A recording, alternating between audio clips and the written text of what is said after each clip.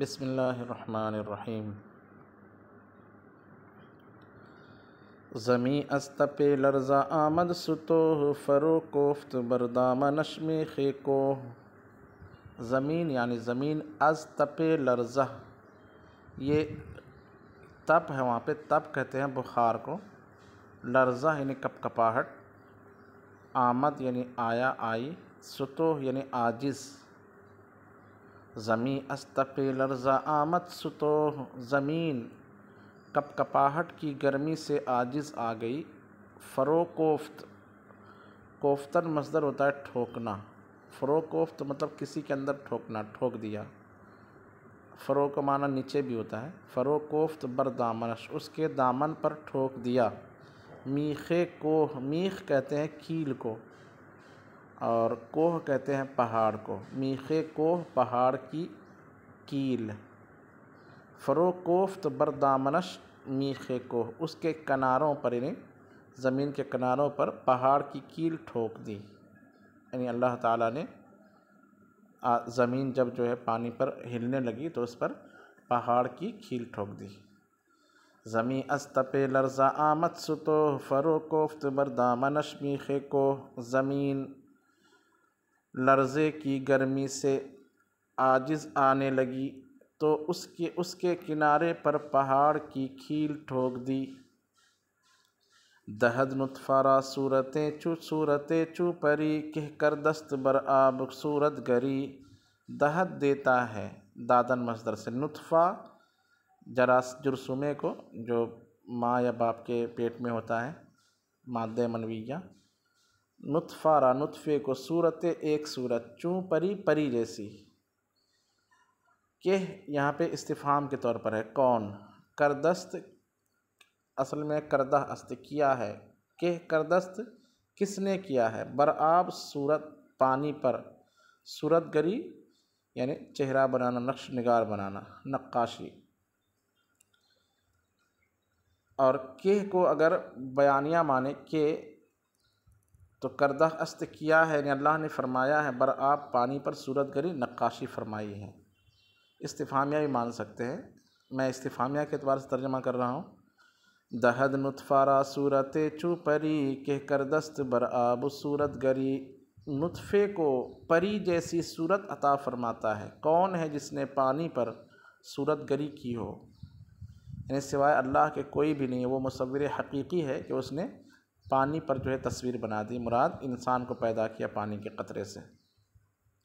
نہد لعل و پیروزہ در صلب سنگ، گلے لعل در شاخ پیروزہ رنگ۔ نہد لعل و فیروزہ در صلب سنگ، گلے لعل در شاخ پیروزہ رنگ۔ نہد نہادن مصدر سے رکھتا ہے، لعل کہتے ہیں سرخ قیمتی پتھر کو، اور فیروزہ کہتے ہیں گرین کلر کے، ہرے کلر کے پتھر کو جو بہت قیمتی ہوتا ہے، تو اس کو لعل اور فیروزہ ہی بولتے ہیں۔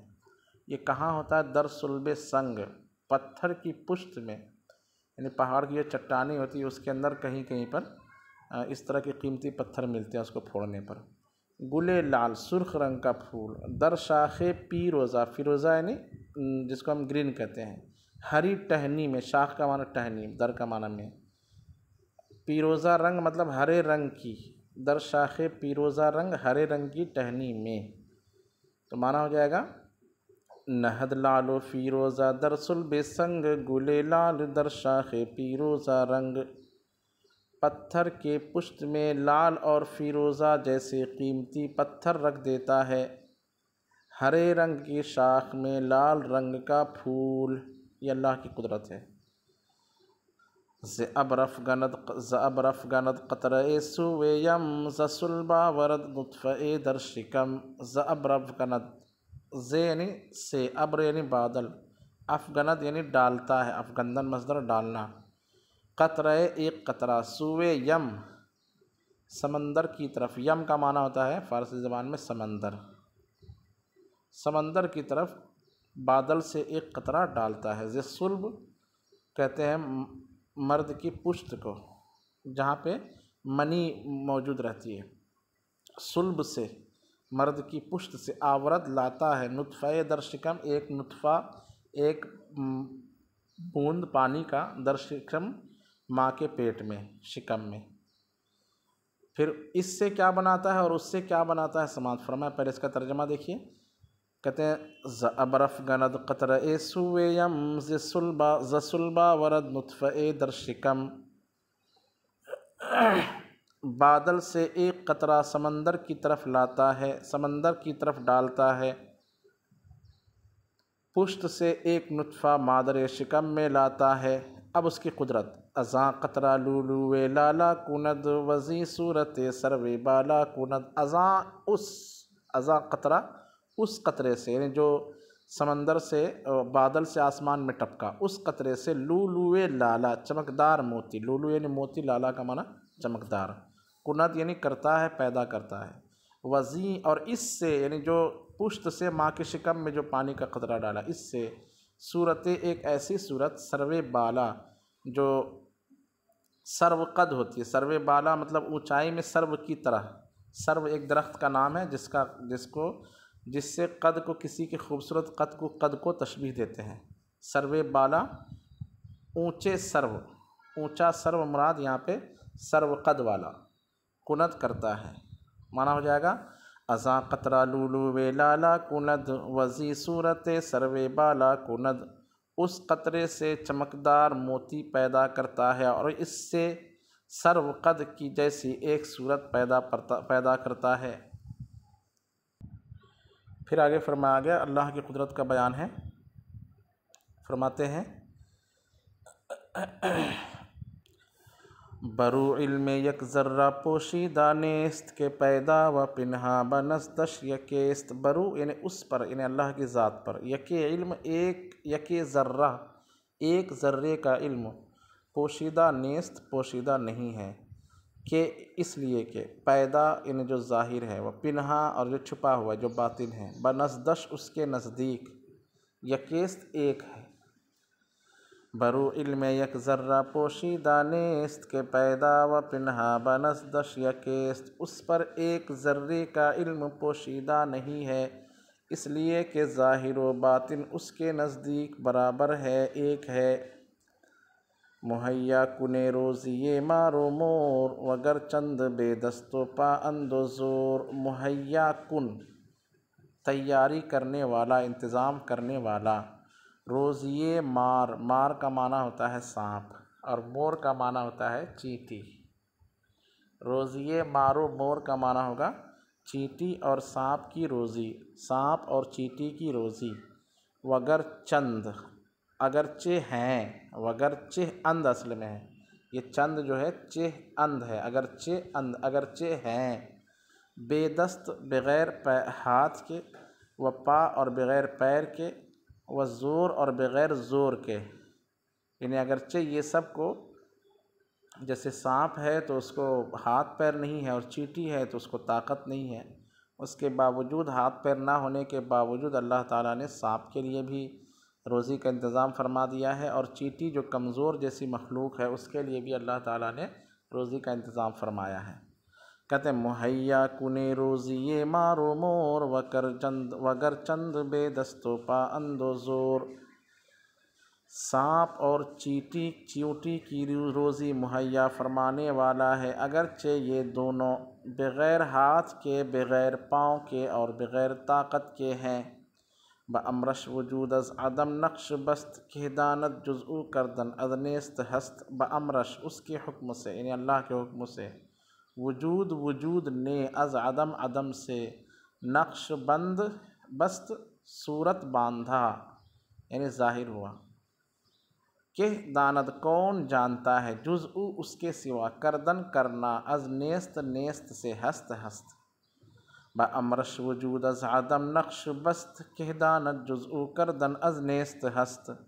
اس کے حکم سے وجود نے عدم سے ظہور کیا، نقش باندھا، کون اس کے سوا نیست سے ہست کرنا جانتا ہے۔ آگے یہ وگر لکھا ہوا ہے لیکن یہ دیگر لفظ صحیح ہے، دیگر رہ بکت میں عدم در برد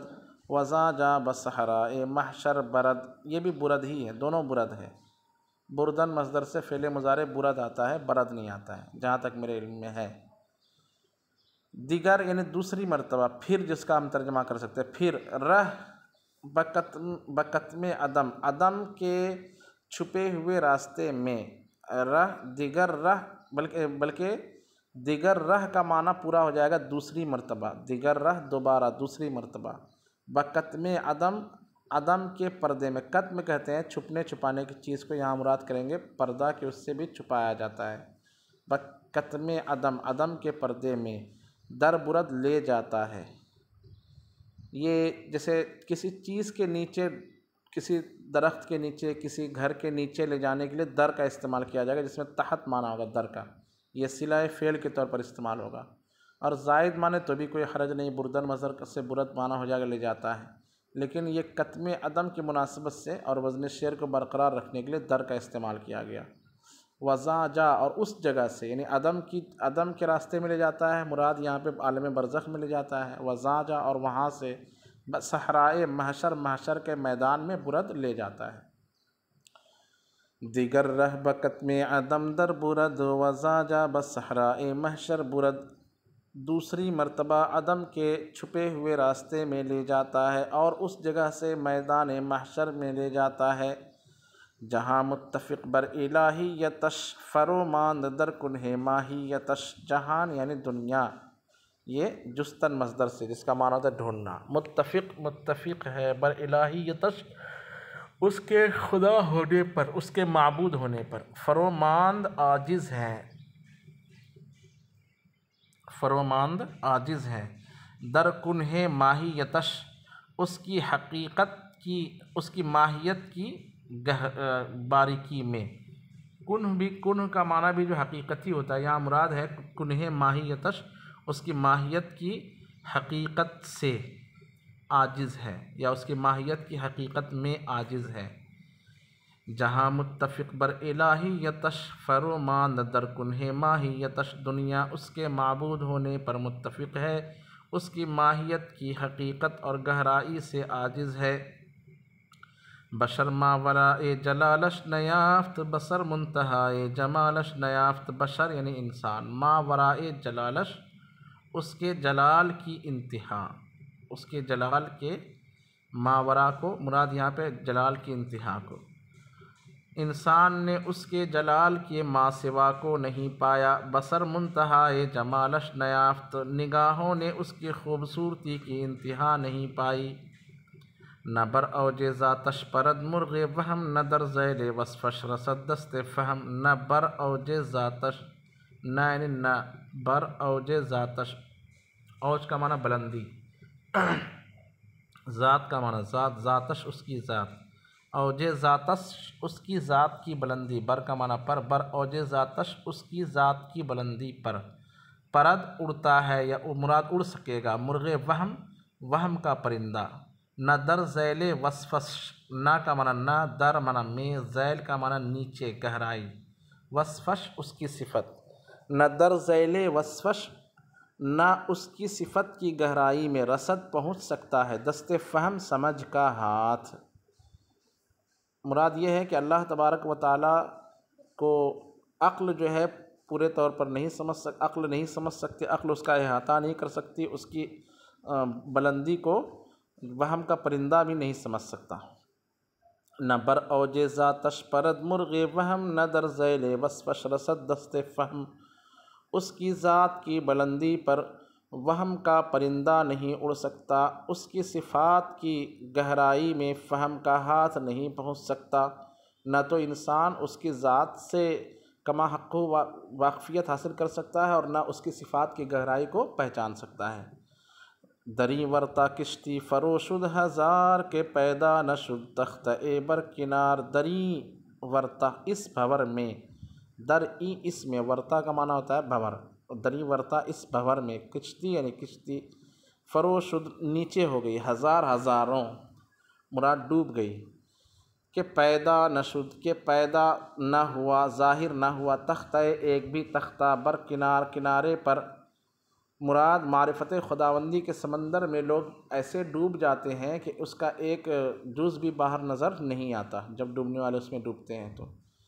دری ورتا کشتی فروشد ہزار کے پیدا نشد تختہ اے بر کنار، اس بھور میں ہزاروں کشتیاں ڈوب گئی کہ ایک تختہ کنارے پر ظاہر نہ ہوا۔ اب شیخ سعدی فرماتے ہیں چشبہ نشستم دری سیر گم کے دہشت گرفت آستینم کے قم، یہاں دہشت لکھا ہوا، دہشت لفظ ہے۔ چشبہ کتنی راتیں، چھ یعنی کتنا، شبہ شب کی جمع رات، چشبہ کتنی راتیں، نشستم میں بیٹھا رہا، دری سیر اس سیر میں، گم ہو کر، یعنی اللہ تعالیٰ کی حمد کے لیے، یہ اشعار بندی کے لیے میں کئی راتیں گم ہو کر بیٹھا رہا۔ تو اس طرح کے خوبصورت تعریف بھرے اشعار جو ہے علامہ شیخ سعدی نے نقل فرمایا۔ پھر کہتے ہیں کہ اس میں کئی راتیں مجھے لگ گئی کہ دہشت گرفت، کہ اچانک دہشت نے پکڑ لیا، آستینم میری آستین، کہ قم کے کھڑے ہو جا۔ کب تک لکھو گے؟ اللہ کی تعریف کوئی کما حقو بیان نہیں کر سکتا۔ کہ شبہ نشستم دری سیر گم کے دہشت گرفت آستینم کی قم، کئی راتیں میں اس سیر میں گم رہا کہ اچانک دہشت نے میری آستین پکڑی کہ کھڑا ہو جا، یعنی اب باہر نکل۔ پھر بھی کچھ اور اشعار نکلتے نکلتے کہہ رہے ہیں محیط است علم ملک پر بسیط، قیاس تو بروے نگردد محیط۔ محیط است یعنی محیط ہے، گھیرے ہوئے ہے، علم ملک بادشاہ کا علم، بر بسیط تمام دنیا پر، بسیط کا معنی کریں گے جو چیز بچھی ہوئی ہے، مراد ہے روئے زمین۔ قیاس تو تیرا قیاس، بر و اس پر نگردد نہیں ہو سکتا، محیط گھیرنے والا، محیط است علم ملک بر بسیط، قیاس تو بر و نگردد محیط۔ بسیط پر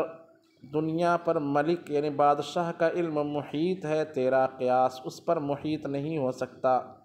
نہ ادراک در کنہ ذاتش رسد، نہ فکرت بغور صفاتش رسد۔ نہ ادراک، نہ تو کسی بھی طرح کا کوئی بھی عقل، ادراک کا معنی یہاں کریں گے عقل، نہ کوئی عقل در کنہ ذاتش اس کی ذات کی باریکی میں رسد پہنچ سکتی ہے، نہ تو کوئی عقل اس کی ذات کی گہرائی میں، حقیقت میں پہنچ سکتی ہے، نہ فکرت بغور صفاتش رسد، نہ تیری سوچ، فکرت تیری سوچ، بغور صفاتش اس کی صفات کی گہرائی میں، غور کہتے ہیں نیچے کی گہرائی، ڈیپ جس کو کہتے ہیں، نہ فکرت بغور صفاتش رسد، نہ تو تیری سوچ اس کی صفات کی گہرائی میں رسد پہنچ سکتی ہے۔ پھر آگے فرماتے ہیں تواں در بلاغت بصحبہ رسید، نہ در کنہ بے چونے صبح رسید۔ تواں ممکن ہے، تواں رسید مانا ہوگا پہنچنا ممکن ہے۔ یہ فعل ماضی مطلق پر تواں جب لفظ آ جائے یا مصدر پر تو اس طرح مانا ہوگا، جیسے تواں رفت جانا ممکن ہے، یا تواں رفتن جا سکنا، جانے کا ممکن ہونا۔ تو تواں رسید پہنچ سکتا ہے، در بلاغت بلاغت میں، بصحبہ صحبان نامی عربی شخص پر جو بڑا فصیح و بلیغ تھا، کہتے ہیں تواں در بلاغت بصحبہ رسید، بلاغت میں صحبان نامی شخص کے برابر ہو سکتا ہے، صحبان تک پہنچ سکتا ہے، نہ در کنہ بے چونے صبح رسید، بے چون یعنی بے مثال، سبحان یعنی سبحان اللہ کی ذات، لیکن مگر نہ کہ بے مثال سبحان کی حقیقت میں، بے مثال سبحان کی حقیقت میں نہیں پہنچ سکتا۔ یعنی بلاغت تو اگر اپنانا چاہے تو ہو سکتا ہے کہ اللہ تعالیٰ تجھے صحبان سے زیادہ بلیغ بنا دے، لیکن اللہ تعالیٰ کی حقیقت کو سمجھنا چاہے گا تو یہ انسان کے بس سے باہر ہے۔ نہ در کنہ بے چونے صبح رسید، لے بے مثال سبحان کی حقیقت میں نہیں پہنچ سکتا۔ کہ خاصہ دری رہ فرس راندہ اند، بلا احسی استغفر و ماندہ اند، کہ خاصہ اس لیے کہ بڑے خاص لوگوں نے دری رہ اس راستے میں، فرس راندہ اند گھوڑے دوڑائے ہیں، یعنی معرفت خداوندی کے میدان میں اچھے اچھے لوگ، بڑے بڑے بزرگ انبیاء صلحاء لوگ جو ہے وہ گھوڑے دوڑاتے ہیں، یعنی اللہ کی معرفت حاصل کرتے رہتے ہیں، لیکن آخر کیا ہوتا ہے؟ بلا احسی، با کا معنی یہاں کریں گے مطابق، لا احسی کے مطابق، یہ حدیث ہے، لا احسی سنان کما حق، اس طرح کی حدیث ہے، مجھے پوری یاد نہیں آ رہی ہے، کہ اے اللہ جیسا تیرا حق ہے ویسا تیری کوئی ثنا نہیں کر سکتا، تو شمار نہیں کر سکتا، لا احسی میں شمار نہیں کر سکتا، وہ حدیث کی طرف اشارہ ہے یہاں پہ کہ بلا احسی، لا احسی حدیث کے مطابق، از تک دوڑ سے، فروماندہ اند عاجز آ گئے ہیں، یعنی دوڑتے دوڑتے تھک جاتے ہیں، معرفت خداوندی کا میدان کبھی ختم نہیں ہوتا۔ اس کے آگے انشاءاللہ آئندہ سبق میں پڑھیں گے۔